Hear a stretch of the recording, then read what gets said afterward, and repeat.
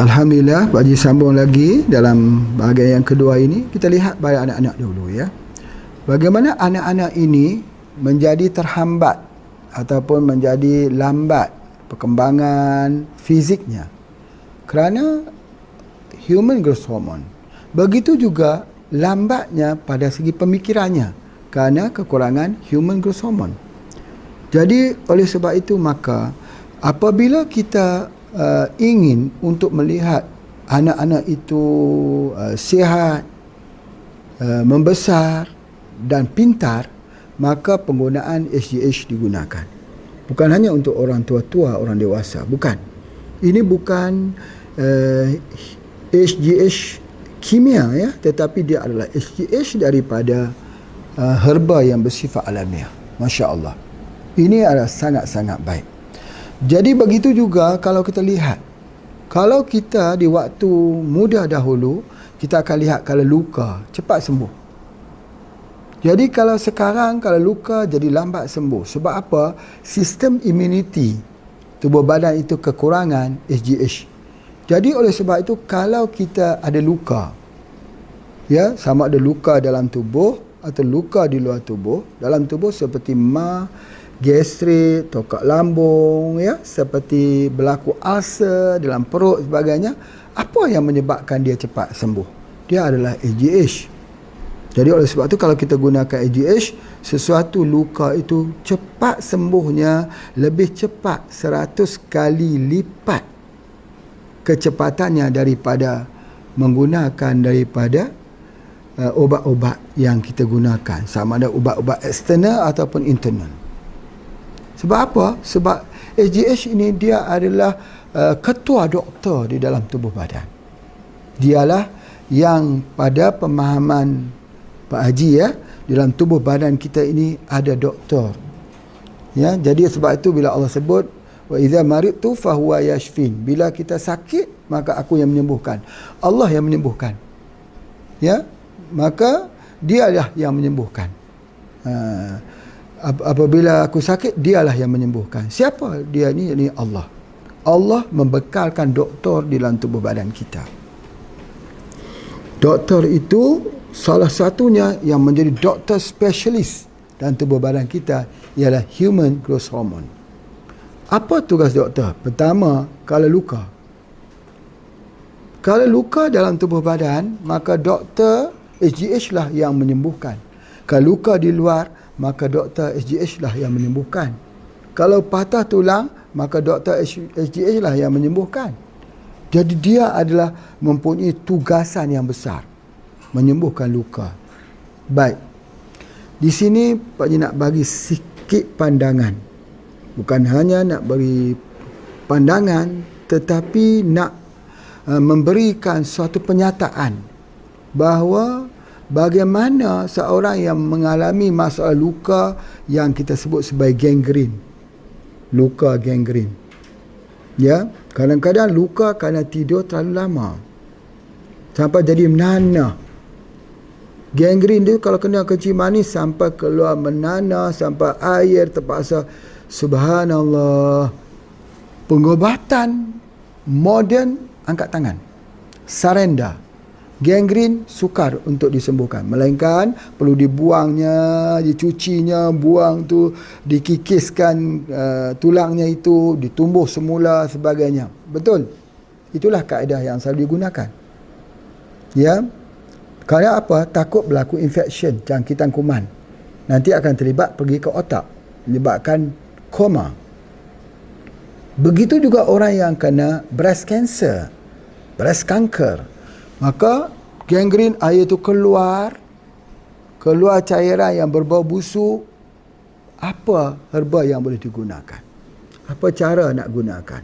Kencing manis yang selalu kita jumpa, ataupun penyakit-penyakit yang lain seperti penyakit jantung misalnya. Orang yang kena penyakit jantung yang menyebabkan edema, air tak boleh keluar. Ya, bengkak di bahagian kakinya, bengkak dan pecah keluar air. Air itu berbau busuk.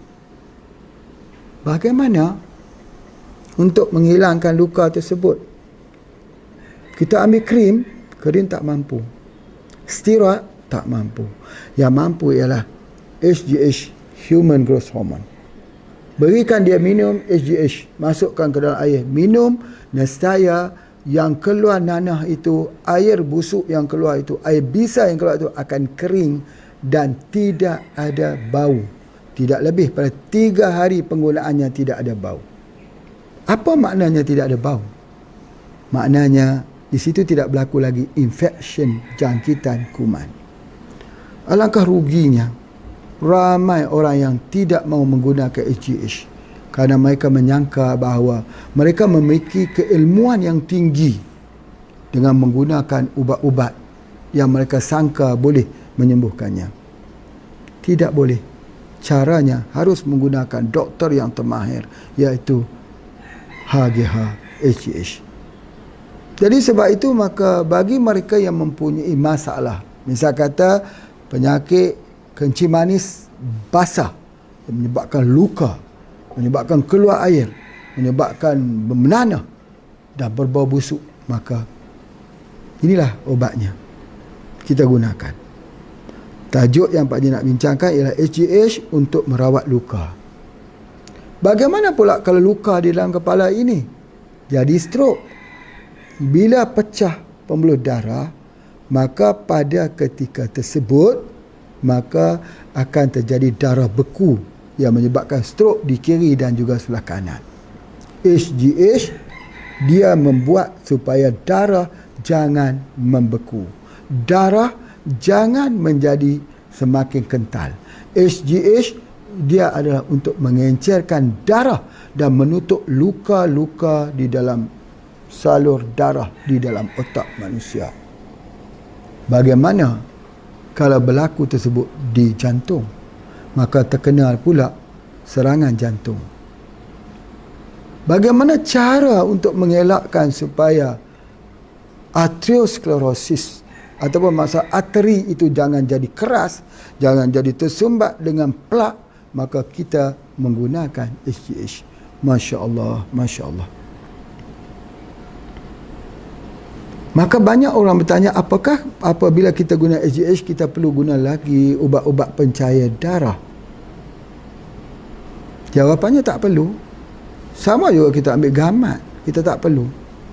Sebab apa? Ini adalah merupakan salah satu daripada bahan herba yang akan menstabilkan kandungan darah tersebut antara omega 3 dan omega 9. Subhanallah. Kalau begitu, kalau paling baik untuk digunakan untuk luka di dalam saluran darah di dalam otak, luka dalam saluran darah di jantung. Apa yang akan terjadi bila banyak berlakunya luka di jantung dan luka di otak? Kita tidak sedar. Kita tak sedar. Paling cepat orang akan kata, oh berlaku tekanan darah tinggi. Atau orang kata berlaku peningkatan kolesterol. Peningkatan kolesterol dan darah tinggi itulah yang menyebabkan luka. Betul. Itu tak dapat dinafikan. Cuma yang Pak Haji nak sebutkan begini, bahawa hormon ini dia bersifat imbal. Kalau hormon itu, hormon yang tidak baik itu tinggi, maka dia menyebabkan orang itu mempunyai sifat yang tidak baik, iaitu suka marah. Suka marah. Suka marah itu adalah menunjukkan hormon itu tinggi. Hormon yang bad hormon. Hormon yang tidak elok itu tinggi dalam tubuh badan kita. Maka menyebabkan seorang itu cepat marah. Cepat marahlah yang mengundangkan berlaku serangan jantung. Cepat marahlah yang menyebabkan berlaku orang itu jadi stroke. Cepat marah itu, marah adalah sifat. Marah dikawal oleh hormon. Kenapa jadi cepat marah? Sebab tak cukup human growth hormone. Jadi oleh sebab itu bila dia menggunakan HGH ni, maka hormon yang baik, hormon bahagia, hormon tenang, hormon gembira itu tingkat tinggi yang menyebabkan hormon marah itu berada di bawah. Mengakibatkan bahawa jantungnya itu mampu dilakukan repairing semula. Otaknya itu juga dilakukan repairing semula kepada saluran-saluran yang luka. Bapa Ibu sekalian, jangan sepele urusan ini. Kadang-kadang datangnya orang itu marah-marah, menandakan kadar kolesterolnya tinggi. Dia berada dalam keadaan bahaya. Boleh jadi saja stroke bila-bila masa boleh berlaku, ya, boleh menyebabkan serangan jantung juga boleh berlaku. Kenapa marahnya itu?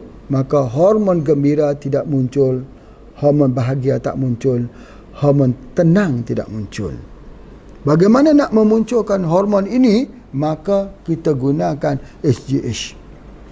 Bapa, Ibu dan bapa, tuan-tuan, puan-puan sekalian, tahukah bahawa orang yang gembira, orang yang tidak stres, orang yang bahagia, jika dia luka, lukanya cepat sembuh. Orang yang stres, orang yang ada tekanan, orang yang ada permasalahan, ketika dia luka, lambat sembuh. Apakah yang menyebabkan berlakunya luka itu cepat atau lambat sembuh? Dia bergantung kepada hormon bahagia ataupun hormon derita. Itu yang Pak Haji nak sebutkan, bagaimana SGH ini berperanan. Jadi oleh sebab itu, kenapa ada orang mengadu, saya sakit di dada. Sakit di dada ini tidak cukup sakit di sini, dia menikam tembus sampai di belakang ini. Bahasa Indonesia panggil punggung. Terasa seperti ada kayu yang menusuk di atas sini. Kenapa? Itu adalah tekanan. Kenapa tekanan? Kerana human growth hormone tidak mencukupi dalam tubuh badannya. Jadi oleh sebab itu, maka keupayaan seseorang itu waktu muda, waktu remaja, mampu menahan tekanan hidupnya. Tetapi bila sudah tua, maka kemampuan tubuh, fizik, fikiran sudah tak mampu lagi menahan tekanan-tekanan hidup. Orang tua mengambil sikap berdiam. Sebab apa? Sebab dia sudah tidak mampu. Keupayaan menahan tekanan-tekanan hidup itu bergantung kepada human growth hormone. Walaupun kita mempunyai motivasi yang tinggi, hanya boleh diberikan kepada golongan muda yang sudah mempunyai kecukupan human growth hormone. Tapi kalau golongan tua yang tidak cukup human growth hormone, motivasilah setinggi mana pun, mereka tak mampu untuk keluar daripada permasalahan. Tak mampu. Tak mampu untuk keluarkan dalam diri mereka itu kegelapan. Sebab apa? Sebab mereka tidak ada alat. Mereka tidak ada hormon. Mereka memerlukan human growth hormone. Ini dia antaranya. Jadi ibu bapa kita seharusnya kita hadiahkan ini supaya mereka merasai kegembiraan. Kalau mereka sukar untuk semprot daripada lidah, semprot dalam air bagi minum, maka human growth hormone ini adalah merupakan satu hadiah anugerah Allah yang paling besar dalam penjagaan kesihatan manusia. Pak Haji boleh sebutkan ini. Kalaupun dikatakan human growth hormone ini sebagai satu hormon, tetapi pada Pak Haji, dia bukan hanyalah satu hormon, tetapi dia adalah anugerah daripada Allah. Allah yang menganugerahkan. Anugerah apa? Anugerah kepada manusia diberikan ilmu untuk mencari sumber human growth hormone ini apabila tubuh badan kita sudah kehilangan hormon tersebut.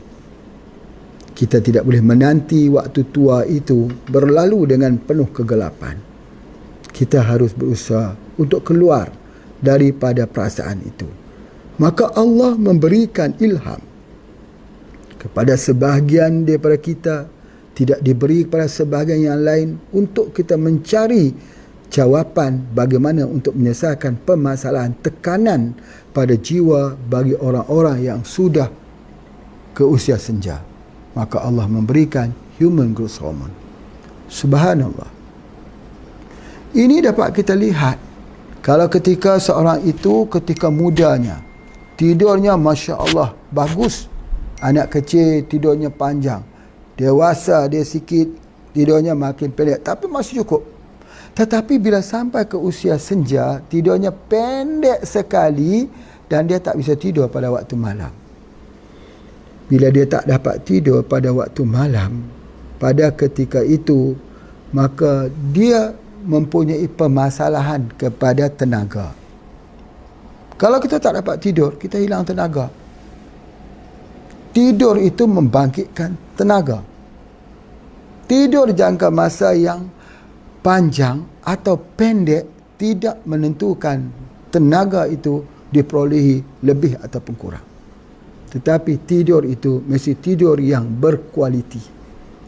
Bagaimana cara untuk dapat tidur yang berkualiti? Kita berikan human growth hormone.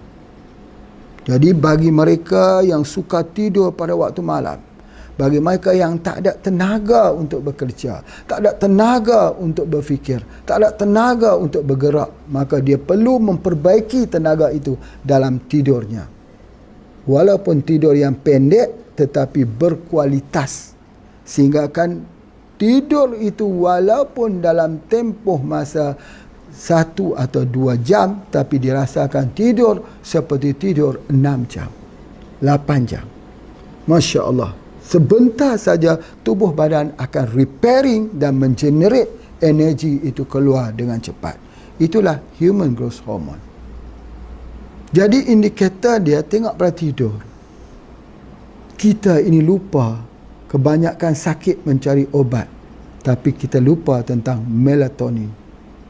Melatonin adalah doktor yang kedua selepas human growth hormone. Melatonin adalah hormon tidur, tetapi melatonin ini tak boleh dikeluarkan oleh pineal gland ataupun semakin kurang dikeluarkan oleh pineal gland dengan perubahan usia kita yang menginjak pada usia senja.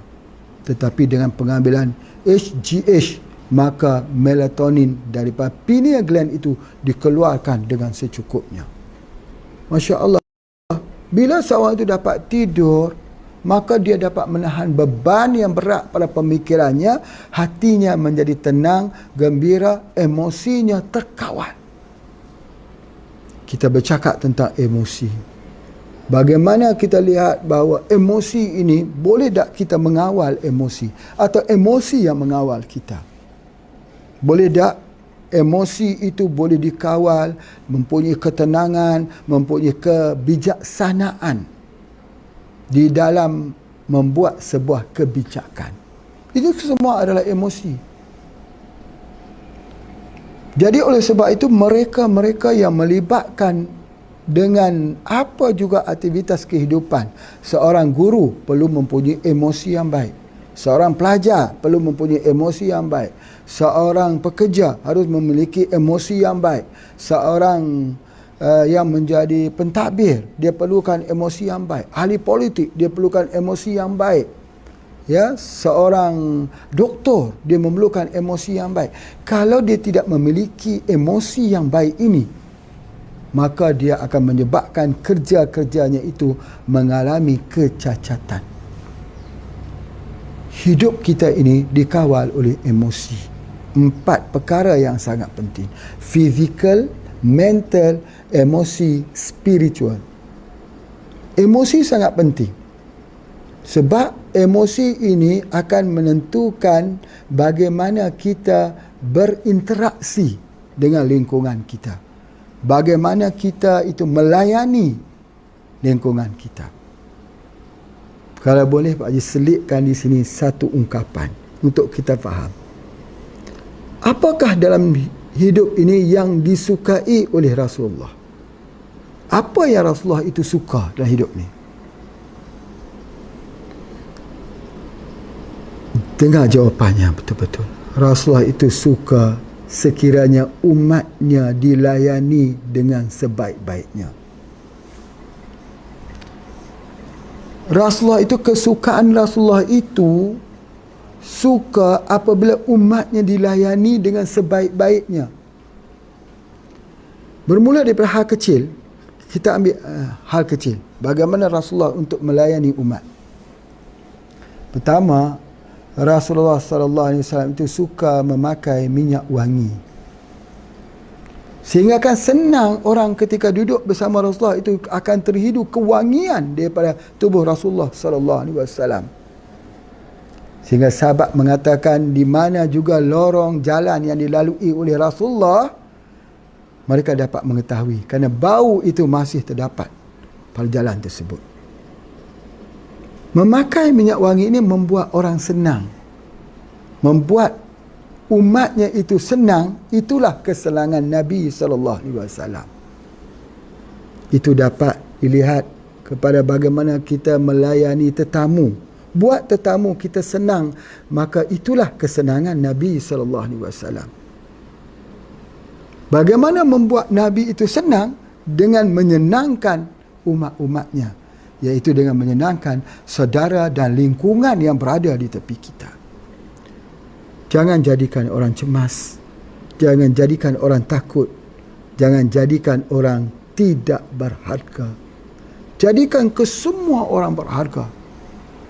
Jadikan ke semua orang berguna. Jadikan ke semua itu harus dirangkul dalam sebuah kebesaran hati yang dimiliki oleh orang yang memiliki emosi yang terkawal. Teringatlah kawan, Pak Haji lama dah tak jumpa ni. Ya, Akmal yang tinggal di Malang dengan lagu Senyum. Apa kata Akmal? Suara persaudaraan. Akmal kata lagu Senyum itu tidak pernah menghabiskan hartamu. Senyum itu perlu kamu menarik dua bibir kamu ke atas saja. Dengan apa? Dengan kebesaran hatimu. Walaupun hatimu terluka, boleh senyum. Kita tak boleh harap orang senyum semua pada kita, tapi kita boleh senyum untuk semua orang. Dengan apa? Dengan kebesaran hati. Kebesaran hati itulah namanya emosi. Emosi. Pernah datang seorang berjumpa dengan Rasulullah sallallahu alaihi wasallam. Lalu berkata yang tidak enak kepada Rasulullah. Kata yang sampai Nabi bertanya, masih ada lagi yang ingin kau perkatakan? Begitu sekali emosi Rasulullah terkawan. Kalau orang marah kita, kita marah orang balik, berartinya sudah tertular kemarahan orang kepada kita. Berartinya kita tak dapat kontrol emosi kita. Rasulullah tidak. Sampai orang tu kata, marah sebagainya, sudah habis Rasulullah mendengar satu persatu. Masih ada lagi yang belum diperkatakan. Masya Allah. Beda dengan emosi kita. Emosi kita tak kontrol, tak bisa dikontrol. Jadi bagaimana? Kenapa emosi kita tidak bisa dikontrol? Itu keimanan yang menentukan emosi. Yang kedua ialah hormon. Waktu muda kita mampu mempunyai kekuatan mental, emosi untuk kita mengawal situasi. Hari ini kita tengok kalau berlaku mana-mana juga. Wah, kalau berlaku dengan polis itu dimarahi, polis pula memarahi orang awam, menteri memarahi rakyat, rakyat memarahi menteri. Masya Allah, guru memarahi anak-anak, memarahi guru. Allah berlaku begitulah kerana emosi tidak terkawal. Apakah kerana mereka tak guna SGH hariah? Taklah Pak Haji sebut begitu, kerana dia ada faktor-faktor yang lain. Tapi salah satunya hagi-hagi itu kurang dalam tubuh badannya. Cuba dia semprot, dia jadi cool, dia akan jadi tenang, agak lebih tenang. Itu di antaranya yang Pak Haji nak sebutkan. Masya Allah. Jadi selain daripada itu juga, dengan ini dia mempengaruhi kulit kita. Makin kita tua, semakin nipis kulit kita. Kulit kaki kita jadi nipis, kulit tangan jadi nipis, kulit muka kita jadi makin nipis. Bila makin nipis, kurangkan itu, dia akan jadi makin cepat penuaannya. Garis-garis penuaan muncul. Macam Pak Haji, garis-garis penuaan sudah muncul. Jadi kita ambil ini, dia memperbaiki kulit supaya jangan terlalu nipis, supaya pembangunan otot. Bila orang itu semakin tua, ototnya makin kurang. Jadi bagaimana kita nak firm balik? Bahasanya firm balik supaya otot itu berfungsi semula. maka kita terpaksa guna HGH, Human Growth Hormone. Kena guna, dipertingkatkan dosis sesuai dengan usia kita. 7. Semprot di dalam air minuman dan minum air tersebut. Berapa kali kita nak minum? Ya, minumkan sebanyak yang boleh. Jadi pepejal otot ini akan menjadi semakin firm, semakin tebal, dan akhirnya kita dapat, orang kata apa, mempertahankan human growth hormone ini dan tubuh badan kita tidak menjadi kering, dehidrasi. Dehidrasi itu bukan hanya kekurangan air, tapi kekurangan cairan di atas kulit kita jadi kering, kerepot, menciut, menciut. Apapun jadi, kulit kita ni nampak kulit tua. Jadi Pak Haji pun nampak macam kulit tua juga. Nampak gitu sebagainya. Nampak macam tua saja.